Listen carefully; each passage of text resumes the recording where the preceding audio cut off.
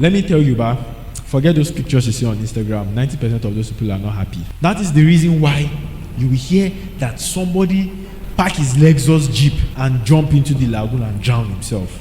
That is why you hear that happily married couples that are millionaires are still going separate ways. And then you will wonder what is wrong. So the church is not God's gallery of fine pictures. The church is God's hospital. I even see some people online, right? And they are angry with the church that the church is not supporting its own.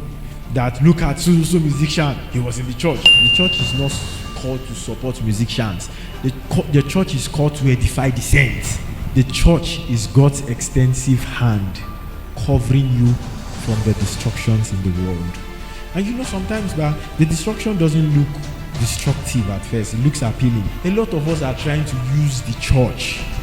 We are only there in church when it is favorable to us, because we've not seen that ark that was built was God exempting us from the flood. The ark in the New Testament is the church. So he says, if you want to be exempted from the danger that is about to hit the world, enter the church.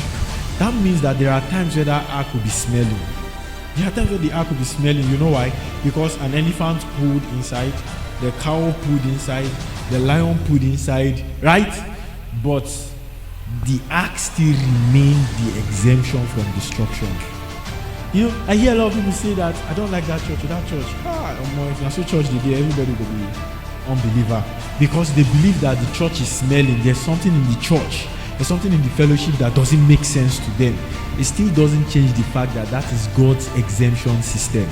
Hallelujah. That means that by being in that ark might isolate you from the fun that is happening outside. But that isolation is God's exemption system. The church is God's system of exemption from destruction. You've not lost anything being in the church, even though a lot of them have lost dignity, lost virtue, lost value, trying to maintain a life, trying to live a life. And then in our generation, they make you look stupid for choosing to be a church boy. They make you look unreasonable. They make you look like you are not exposed. But what they don't know is that you've been exempted from a destruction that is about to hit them. So when you look at them, pity them. You should not be the one to be pitied, because you've been exempted. Are you in the church?